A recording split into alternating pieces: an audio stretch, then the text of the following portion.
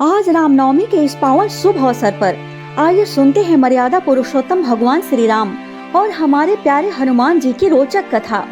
अपने आराध्य प्रभु श्री राम की निष्काम सेवा के कठोर व्रत का पालन करने में हनुमान जी अद्वितीय हैं। हनुमान जी का एक एक श्वास, उनका जीवन केवल राम काज के लिए है। उनकी वाणी राम राम के उच्चारण से निरंतर गूंजती रहती है। सीता जी की खोज के लिए हनुमान जी जब समुद्र पार कर रहे थे, उस समय जलमग्न मैनाक पर्वत ऊपर उठा और उसने उनसे विश्राम कर लेने की प्रार्थना की। तब हनुमान जी ने उसे उत्तर दिया, राम काज किन्हें बिनो मोहि कहाँ विश्राम। हनुमान जी सेवा की मानो साकार प्रतिमा है। प्रभु श्री राम के प्रति उनकी सेवा निष्ठा के संबंध में यह कह सकते हैं कि जैसे बाण को चाहिए धनुष और धनुष को बाण, ऐसे हनुमान को चाहिए राम और राम को हनुमान। इसी बात को स्पष्ट करती एक रोचक कथा आइए सुनते हैं। हनुमान जी की चुटकी सेवा। अयोध्या में प्रभु श्री राम का राज्याभिषेक होने के बाद हनुमान जी वहीं रहने लगे। उन्हें तो श्री राम की सेवा का व्यसन यानी नशा था। सच्चे सेवक का लक्षण ही है कि वह आराध्य के चित्त की बात जान लिया करता है। उसे पता रहता है कि मेरे स्वामी को कब क्या चाहिए और कब क्या प्रिय लगेगा। श्री राम को कोई वस्तु चाहिए तो हनुमान जी पहले से लेकर उपस्थित। किसी कार्य, किसी पदार्थ के लिए संकेत तक करने की आवश्यकता नहीं होती थी। हनुमान जी की सेवा का परिणाम यह हुआ कि भरत आदि भाइयों को श्री राम की कोई भी सेवा प्राप्त करना कठिन हो गया। इससे घबराकर सबने मिलकर एक योजना बनाई और श्री जानकी जी को अपनी ओर मिला लिया। प्रभु की समस्त सेवाओं की सूची बनाई गई। कौन सी सेवा कब कौन करेगा यह उसमें लिखा गया। जब हनुमान जी प्रातः काल सरयू स्नान करने गए, तब अवसर का लाभ उठाकर तीनों भाइयों ने सूची श्री राम के सामने रख दी। प्रभु ने देखा कि सूची में कहीं भी हनुमान जी का नाम नहीं है। उन्होंने मुस्कुराते हुए उस योजना पर अपनी स्वीकृति दे दी।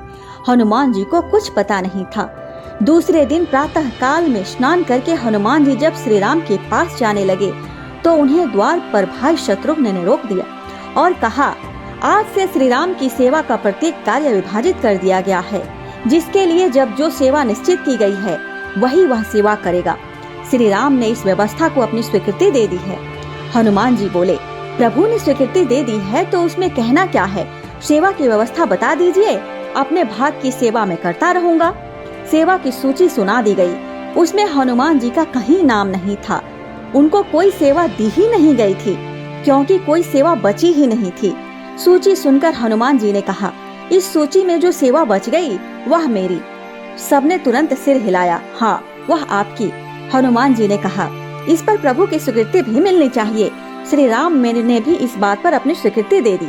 स्वामी श्री राम का जिस प्रकार कार्य संपन्न हो, हनुमान जी वही उपाय करते हैं। उन्हें अपने व्यक्तिगत मान अपमान की जरा भी चिंता नहीं रहती। हनुमान जी बोले, प्रभु को जब जम्हाई आएगी तब उनके सामने चुटकी बजाने की सेवा मेरी। यह सुनकर सब चौंक गए। इस सेवा पर तो किसी का ध्यान गया ही नहीं था। लेकिन अब क्या करें। अब तो इस पर प्रभु की स्वीकृति हनुमान जी को मिल चुकी है।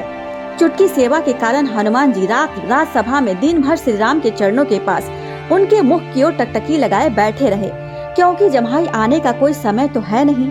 रात्रि हुई। स्नान और भोजन करके श्री राम अंतःपुर में विश्राम करने पधारे तो हनुमान जी उनके पीछे पीछे चल दिए। द्वार पर सेविका ने रोक दिया, आप भीतर नहीं जा सकते।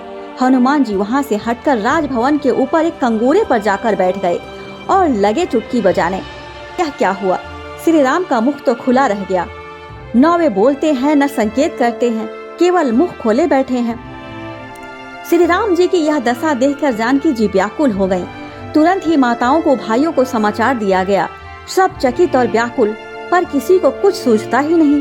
प्रभु का मुख खुला है, वे किसी के प्रश्न का कोई उत्तर नहीं दे रहे हैं।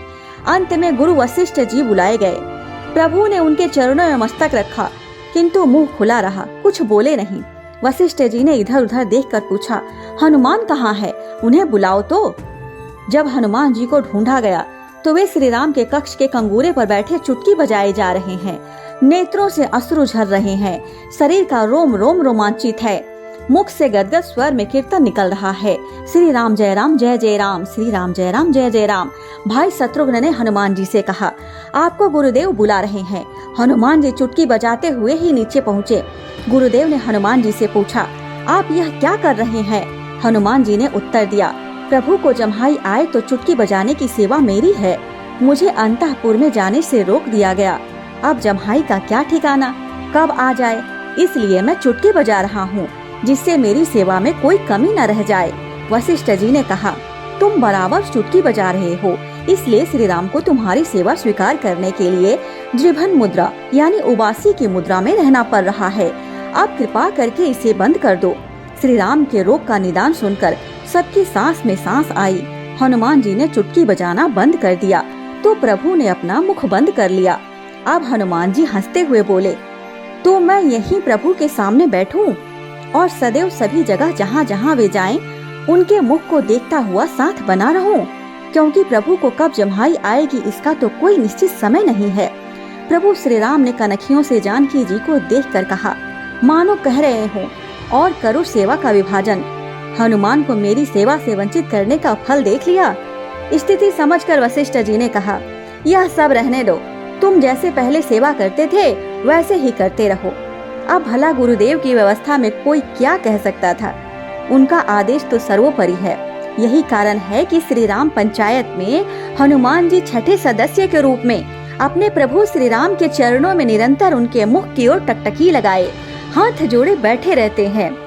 हनुमान जी की सेवा के अधीन होकर प्रभु श्री राम ने उन्हें अपने पास बुलाकर कहा, भैया हनुमान, तुम्हें मेरे पास देने को तो कुछ है नहीं, मैं तेरा ऋणी हूँ तथा तू मेरा धनी यानी साहूकार है।